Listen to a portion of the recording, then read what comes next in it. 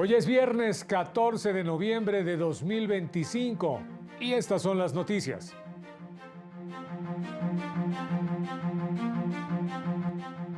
La resolución sobre adeudos fiscales es una muestra de la transformación de la Corte, dice el ministro Arístides Guerrero.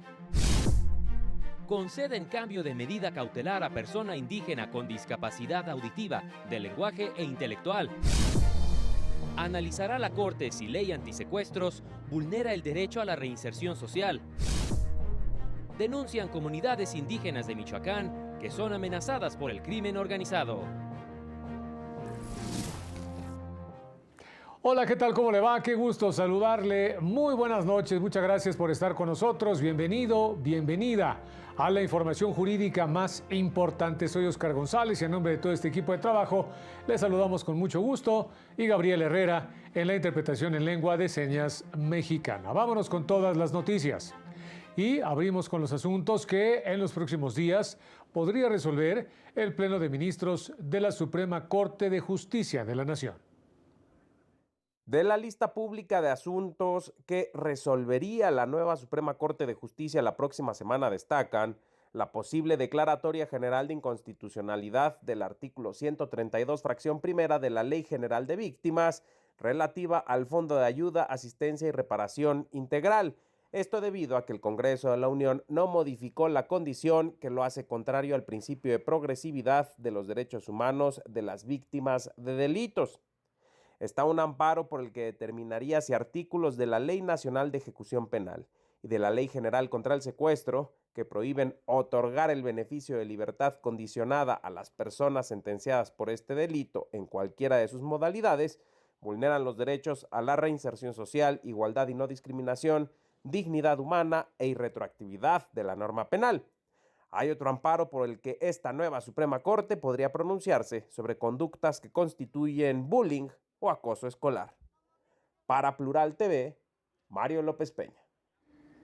El ministro Arístides Rodrigo Guerrero participó en la presentación del libro Jueces y Política, el derecho de réplica y su desarrollo en México. Con resoluciones como la del caso de créditos fiscales de Electra, la nueva Suprema Corte avanza en su transformación para dejar de ser una institución encapsulada en el tiempo. El ministro Arístides Rodrigo Guerrero García aseguró lo anterior al participar en la presentación del libro Jueces y Política, el derecho de réplica y su desarrollo en México, de Julio César Bonilla Gutiérrez y Marcos Joel Perea.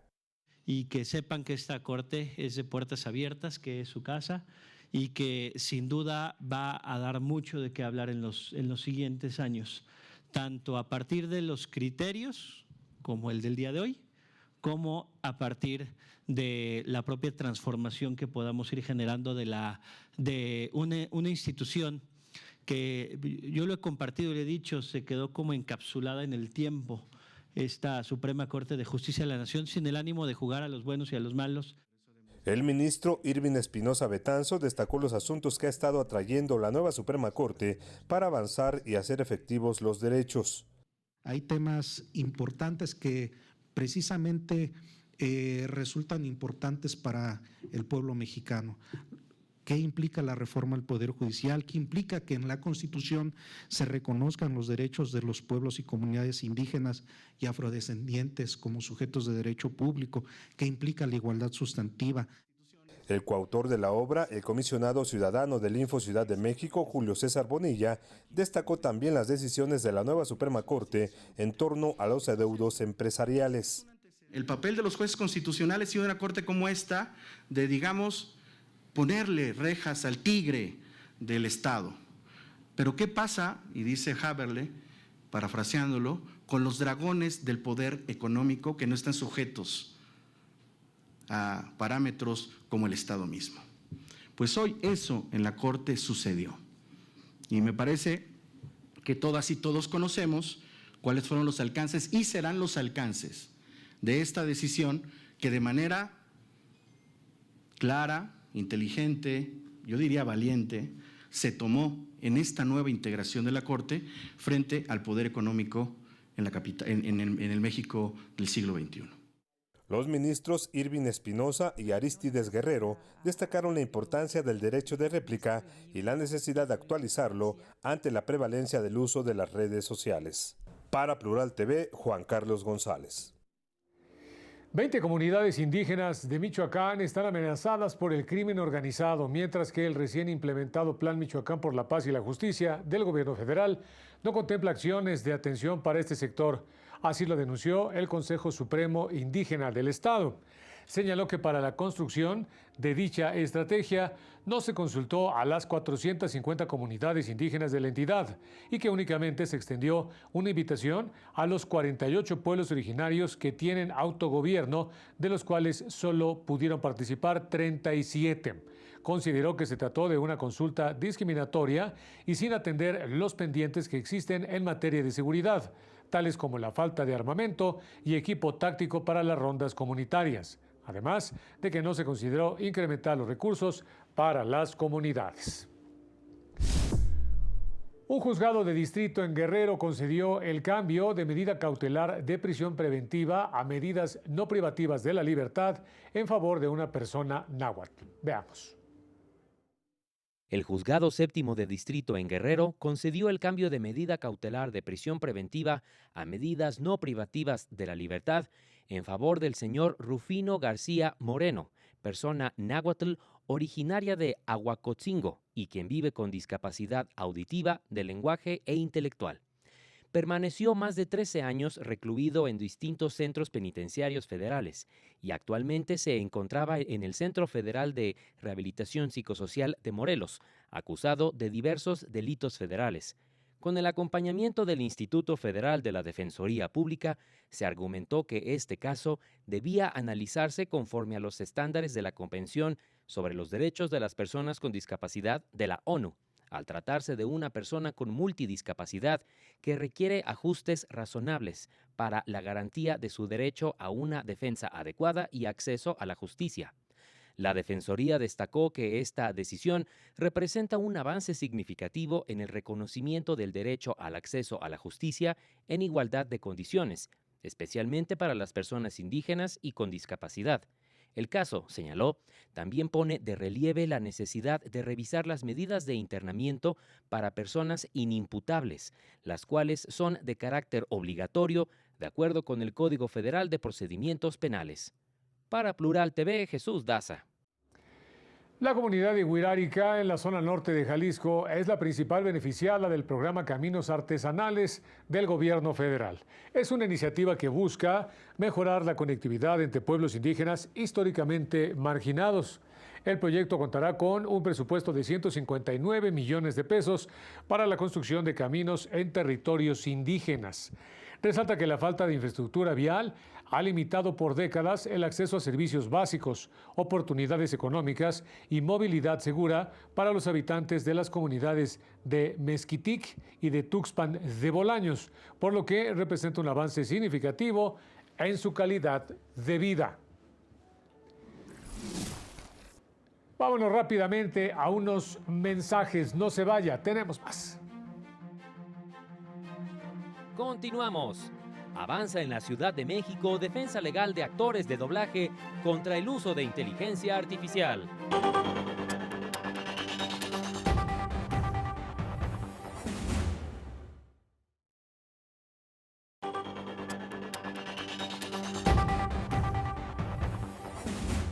Ya estamos de regreso, muchas gracias por estar con nosotros. Se destacó la importancia de la defensa de los territorios en México, de los recursos y del respeto a las comunidades.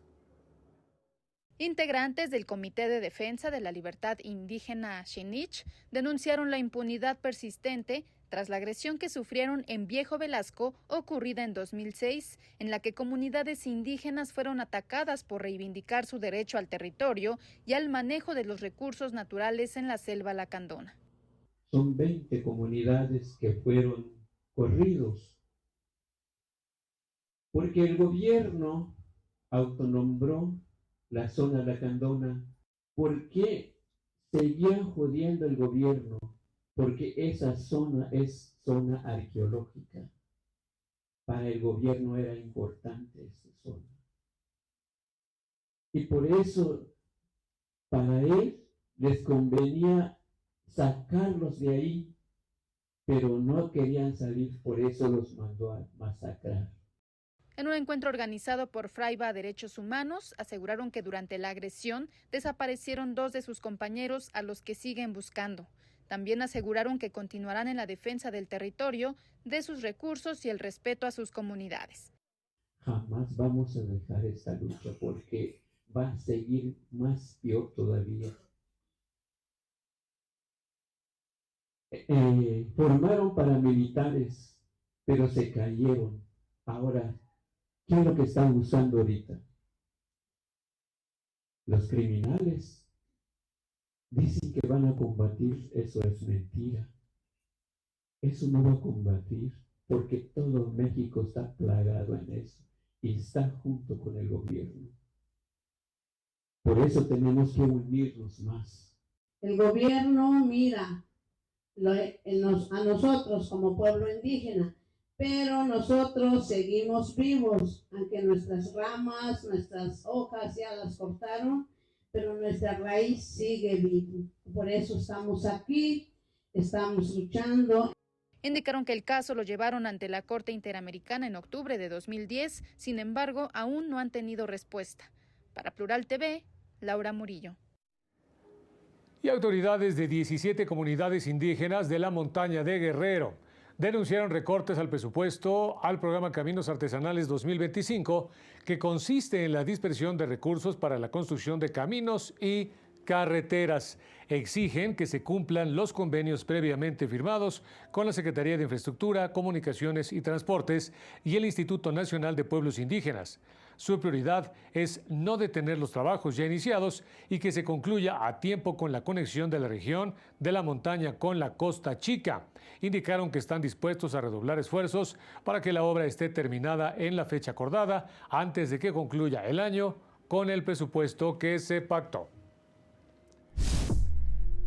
Este viernes se llevó a cabo la elección del presidente del Tribunal Superior de Justicia de la Ciudad de México. Rafael Guerra Álvarez. Rafael Guerra Álvarez. Magistrado Rafael Guerra Álvarez. Se llevó a cabo la sesión extraordinaria de magistradas y magistrados para elegir a quien presidirá el Tribunal Superior de Justicia de la Ciudad de México para el periodo comprendido del 1 de enero de 2026 al 31 de agosto de 2027. Durante la sesión estuvieron presentes 79 magistradas y magistrados. El magistrado presidente Rafael Guerra Álvarez obtuvo un total de 60 votos a su favor. Luego de más de 3 horas de presentación de alegatos, plataformas de trabajo por parte de los aspirantes y de votación, se dieron a conocer los resultados.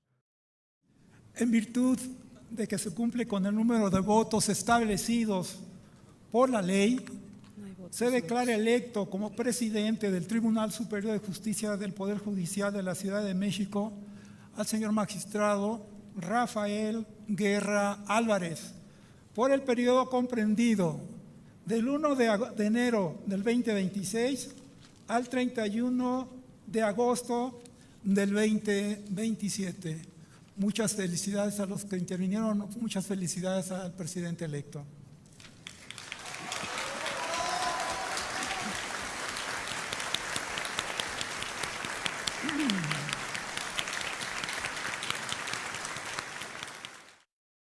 En el acto, el magistrado presidente reelecto habló de la trascendencia de la reforma judicial, al mismo tiempo en que destacó la importancia de trabajar por la justicia y por la paz social. Con miras de que el Poder Judicial sea el órgano o el tribunal más reconocido en la República Mexicana, no solamente por el número, el número de trabajadores que somos, no solamente por el número de jueces y magistrados, sino más bien por la referencia que tenemos, por la excelencia en impartir justicia, porque eso es lo que hacemos y nuestro trabajo es la paz social, y para eso estamos trabajando y seguiremos siendo esta paz social en nuestra Ciudad de México. Rosalba Guerrero, Arturo García, Celia Marín y Alejandro Sentíes fueron las magistradas y magistrados que también compitieron para presidir el órgano de impartición de justicia de la capital del país. Autoridades resaltaron la obligatoriedad de que las mujeres ocupen porcentajes igualitarios en cargos de decisión a nivel gobierno. En nuestro país, de acuerdo con la reforma política de 2019, es obligatorio que las mujeres ocupen porcentajes igualitarios en cargos de decisión a nivel gobierno. Que se debe asegurar la participación de las mujeres en el 50% de todos los cargos de decisión pública del Estado mexicano, en los 3 órdenes de gobierno, los organismos autónomos, las candidaturas de los partidos a cargos de elección popular e incluso en los municipios con población indígena. En 2024, esta obligatoriedad se extendió a nivel privado para avanzar hacia la igualdad sustantiva en todos los sectores del país. Entre 2018 y 2024, la tasa de participación económica de las mujeres aumentó de 42.7% a 45.9%. Sin embargo, persiste una brecha de 30 puntos porcentuales respecto a los hombres, cuya participación alcanza todavía el 77%. Y las condiciones laborales siguen presentando notables diferencias, como por ejemplo en la desigualdad salarial. El reto, se señaló en la Escuela Judicial Electoral, radica de manera significativa en el ejercicio de las profesiones. La Secretaría de Educación Pública ha establecido un requisito para los colegios de profesionistas de todas las materias. A todas las que están acudiendo con nosotros a solicitar su idoneidad para seguir operando, les estamos acordando con ellos porque hemos establecido mesas de trabajo para explicarles las razones y la viabilidad de estas modificaciones, de que tienen que ir a un proceso de renovación de todos sus órganos para que en el lapso de 6 meses, primero que nada, encabece la organización una mujer y sus órganos de decisión se constituyan de manera paritaria. Para Plural TV, Citlali Pérez. El régimen del nacionalismo revolucionario generó un sindicalismo alineado al hegemonismo político, así lo recordaron economistas. En lo que va de la presente administración, se han detenido más de 35,000 personas vinculadas con algún delito, de las cuales el 95% son jóvenes. Lo anterior fue aseverado por el economista y exdiputado de México, Agustín Guerrero Castillo, al participar en los círculos de estudio de la ministra Lenia Batres Guadarrama.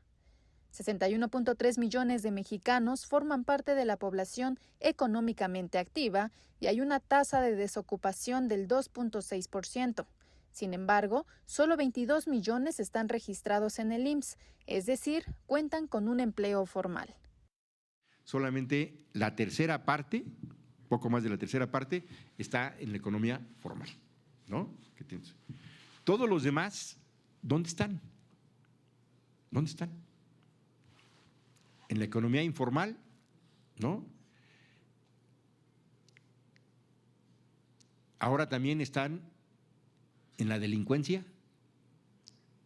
Hay otra economía, esa también es informal, y además de ser informal es ilegal. Afirmó que el régimen del nacionalismo revolucionario generó el sindicalismo alineado al hegemonismo político. No estaban en contra del régimen como sindicatos. Y una manera de expresarlo, pues es que muchos de ellos fueron diputados, senadores, hasta gobernadores, tenían su cuota. Pero la izquierda de abajo, la izquierda de tierra, la izquierda proletaria, ¿no?, era marginal.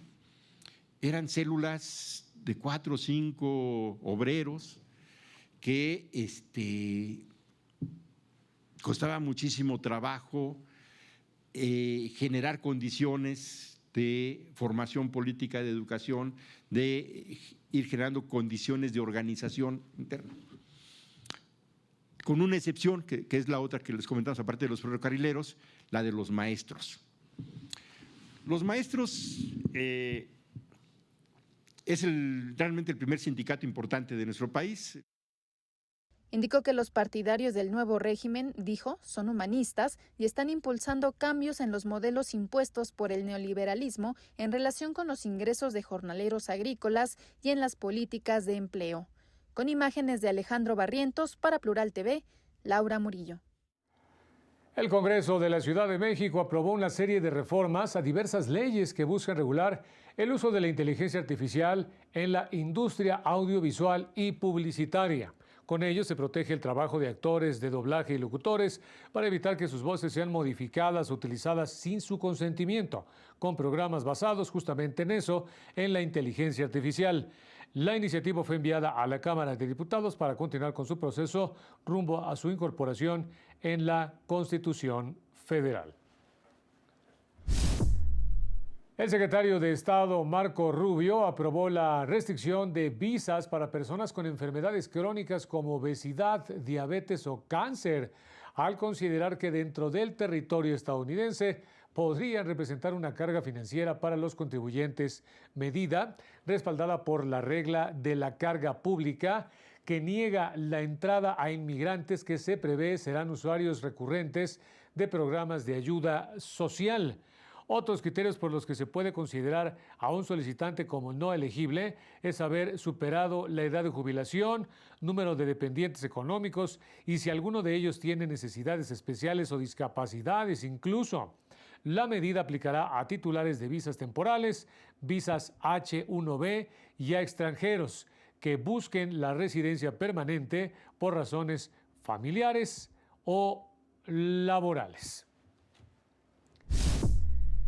Y en el arranque del Buen Fin, la Profeco informa que recibió 17 inconformidades, de las que concilió el 70.5%, y el monto recuperado suma 39.517 pesos a favor de consumidores, 513.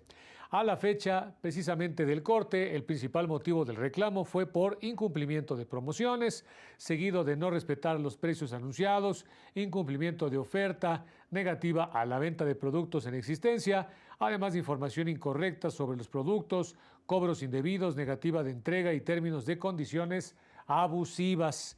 Los productos por los que se ha recibido mayor número de quejas fueron pantallas, electrodomésticos, ropa y zapatos, además de alimentos y bebidas, también computadoras.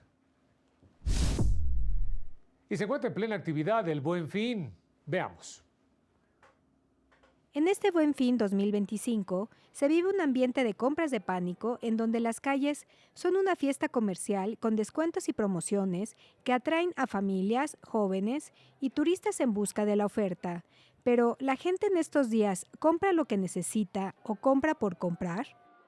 Ropa, tenis, calzado, electrónica casi no. Pero es lo que me gusta comprar, sobre todo ropa. Yo me dedico a las ventas de plata y también pues de ropa, así para los regalos de Navidad, Año Nuevo. Entonces siempre en el Buen Fin vengo a ver las ofertas que hay. Pues visitar varias tiendas y de paso pues estoy aquí que vine a averiguar maquillaje de algo que me falta. Los compradores muestran expectativas altas para realizar sus compras y disponen de presupuestos variables para adquirir artículos que en muchos casos, dijeron, no formaban parte de sus planes iniciales. Para este Buen Fin tenemos destinado a gastar entre unos $1,000, $1,500 más o menos. Tal vez se extienda porque hay cosas muy bonitas. Yo no venía a hacer compras, veníamos a visitar, pero ya nos trajeron aquí, pues ya aproveché para comprar unos zapatos. Locatarios afirmaron que en comparación con el año pasado, la afluencia de personas ha disminuido este 2025, aunque las ventas se mantienen estables gracias a clientes que llegan con compras más planeadas y presupuestos definidos. Ha estado un poco regular, el año pasado estuvo mucho mejor. Yo creo que por todo este motivo de las manifestaciones ha bajado un poco la gente de afluencia, sí. Tenemos desde el 15 hasta el 70% de descuento en lo que son accesorios, maquillajes. Para este Buen Fin del 13 al 17 de noviembre, se espera una derrama económica superior a los 200 millones de pesos en el país. Para este Buen Fin se espera la llegada de 2 millones de visitantes diariamente en el centro histórico de la Ciudad de México. Con imágenes de Marco Avendaño y Óscar Cedeño, para Plural TV, Rosy García. Veamos ahora la agenda cultural para este fin de semana.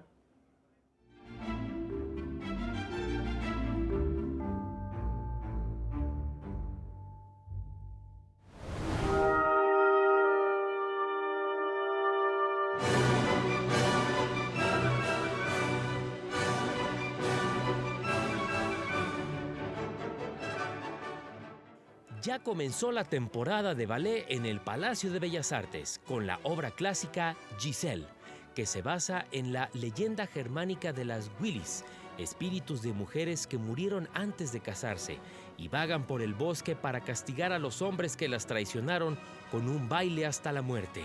Funciones martes, jueves y domingos de noviembre. Boletos en taquilla.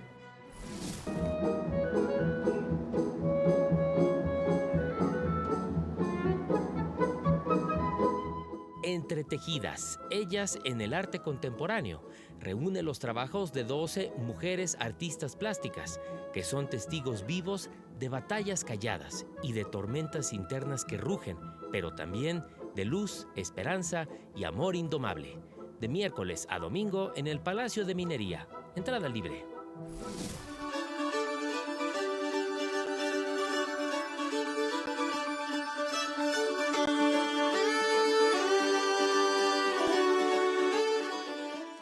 Concepto inmersivo y una historia conmovedora, llega una nueva propuesta circense a la Ciudad de México, Meraki, que combina acrobacias imposibles con efectos de audio e iluminación, videomapping y los actos clásicos en una narrativa llena de magia e ilusión.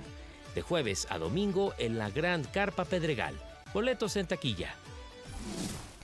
Poder estar ahí, dialogar con ellos. A mí me encanta poder ir a los pueblos porque aprendo mucho, porque la gente es amable, la gente es consciente, tiene una realidad compleja. Pero no se pierda la programación cultural de este fin de semana.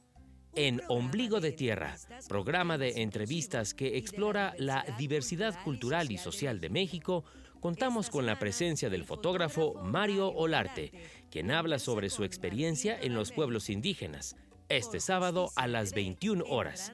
Y el domingo, también a las 21 horas, no se pierda Redes, de Emilio Gómez Muriel y Fred Cineman, una docuficción que retrata la vida de los pescadores veracruzanos y su lucha contra la injusticia social. Para Plural TV, Jesús Daza. Y ya nos vamos, como siempre, muchas gracias por haber estado con nosotros. Manténgase pendiente de esta señal. Que tenga un excelente fin de semana. Soy Oscar González y nos vemos en la próxima.